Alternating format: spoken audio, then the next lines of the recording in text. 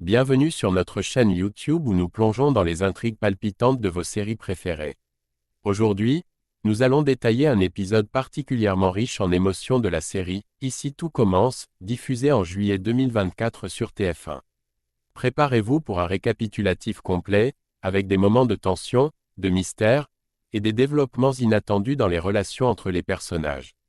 Dans cet épisode, nous voyons Carla envisager une journée détente à la piscine. Mais le drame ne tarde pas à s'installer. Parallèlement, l'ouverture d'un restaurant éphémère par Enzo et Vic ne se déroule pas comme prévu.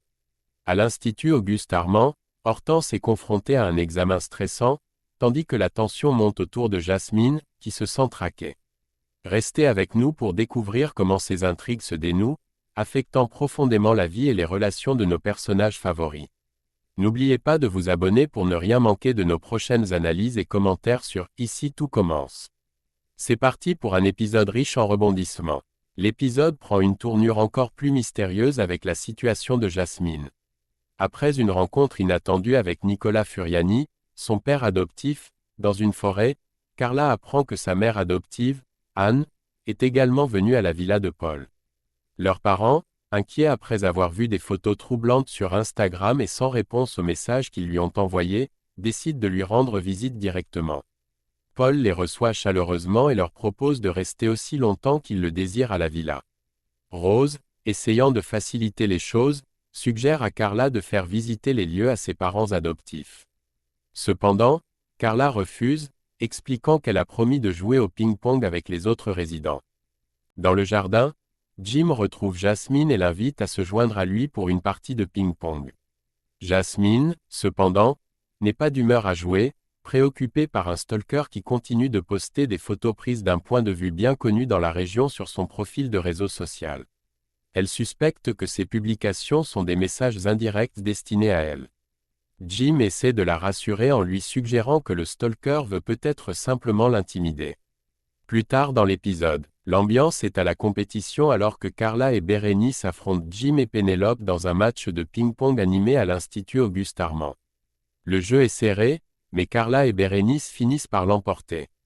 Dans l'euphorie de leur victoire, les deux jeunes femmes s'échangent un baiser, un geste qui surprend Anne Furiani, la mère adoptive de Carla. Visiblement mal à l'aise avec cette démonstration d'affection, Anne s'éloigne discrètement du groupe. Carla remarque l'inconfort de sa mère et choisit délibérément de ne pas aller lui parler. Malgré la tension palpable, le déjeuner offre un moment de réunion pour tous, avec Carla et Bérénice rejoignant Paul, Rose, Constance, ainsi que Nicolas et Anne Furiani. Pendant ce repas, l'atmosphère se charge d'émotions lorsque les parents de Carla abordent un sujet sensible. Ils expriment leur peine de se sentir comme des étrangers pour leur fille, soulignant que le genre de son partenaire ne les préoccupe pas. Ce qu'ils regrettent, c'est de ne pas avoir été informés par Carla elle-même de sa relation. De plus, ils lui reprochent d'avoir annulé à la dernière minute des vacances qu'ils devaient passer ensemble, préférant partir avec Rose à la place.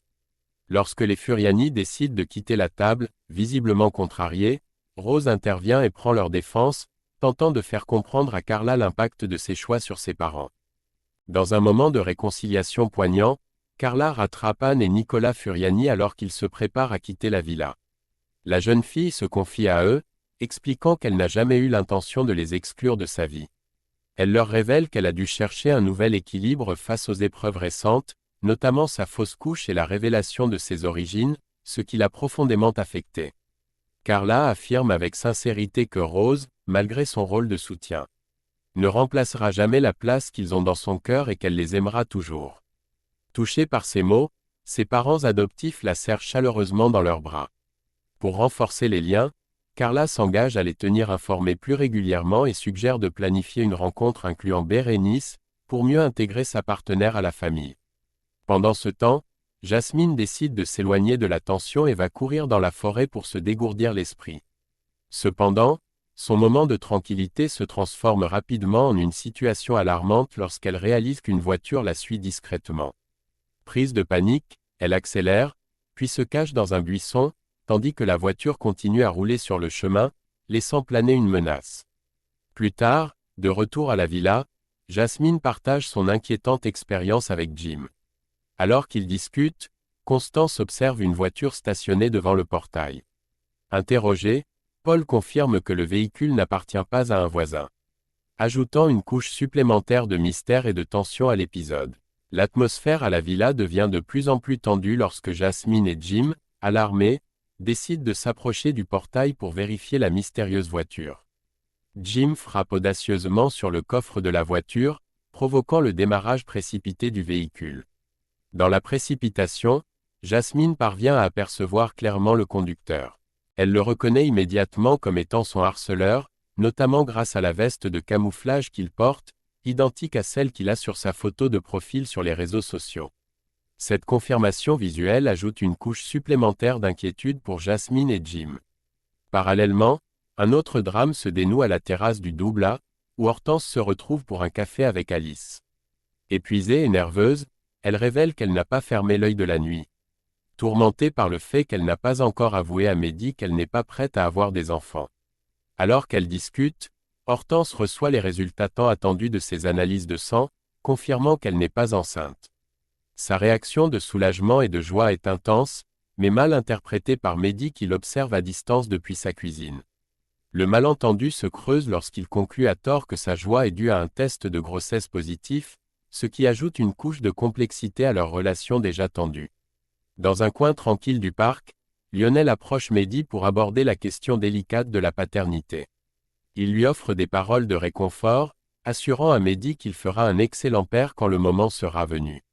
Mehdi confie à Lionel qu'il est prêt à faire des compromis pour le bonheur de son épouse, même s'il doit pour cela sortir de sa zone de confort.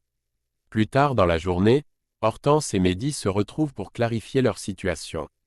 Cette conversation leur permet de résoudre le malentendu qui s'était formé sans qu'ils s'en rendent compte. Ils découvrent qu'ils partagent en réalité la même vision et décident ensemble qu'ils ne sont pas prêts à devenir parents dans l'immédiat. Cette prise de conscience commune renforce leur relation et leur permet de se projeter sereinement dans l'avenir. Parallèlement, le jour de l'inauguration du restaurant éphémère est arrivé. Vic est préoccupé par le faible afflux de clients, ce qui l'a fait douter de l'attractivité de son menu. Heureusement, Enzo est là pour la soutenir, lui assurant que son menu est parfaitement adapté. Cependant, il remarque un manque d'ambiance qui pourrait expliquer la timidité des clients. Pour y remédier, Enzo augmente le volume de la musique et invite les clients à danser, transformant ainsi l'atmosphère du lieu. Sa stratégie porte ses fruits et l'ambiance s'anime. Lorsque le roi fait son apparition au restaurant, il critique d'abord Enzo pour son approche qui ressemble plus à celle d'un animateur de club de vacances qu'à celle d'un encadrant sérieux. Enzo se défend en expliquant que sa technique a effectivement attiré plus de clients. Après une observation plus attentive, le roi finit par admettre qu'Enzo avait raison et que son initiative a été bénéfique pour le succès du pop-up. Et voilà, chers téléspectateurs, nous arrivons au terme de notre analyse de cet épisode riche en émotions de « Ici tout commence ». Nous avons vu comment les conflits, les révélations et les moments de joie ont façonné les dynamiques entre les personnages, offrant une multitude de tournures dramatiques et de résolutions touchantes. Nous espérons que cette plongée détaillée dans les intrigues de l'épisode vous a été utile et a enrichi votre appréciation de la série. N'oubliez pas de liker cette vidéo si vous avez trouvé notre récapitulatif intéressant. Et partagez vos pensées et théories dans les commentaires ci-dessous. Êtes-vous d'accord avec les choix des personnages ? Qu'attendez-vous des prochains épisodes? Abonnez-vous à notre chaîne pour plus de récapitulatifs, d'analyses et tout ce qui concerne vos séries préférées. À bientôt pour un nouveau voyage dans le monde captivant de « Ici tout commence ». Merci de nous avoir suivis, et prenez soin de vous jusqu'à notre prochaine vidéo. Au revoir.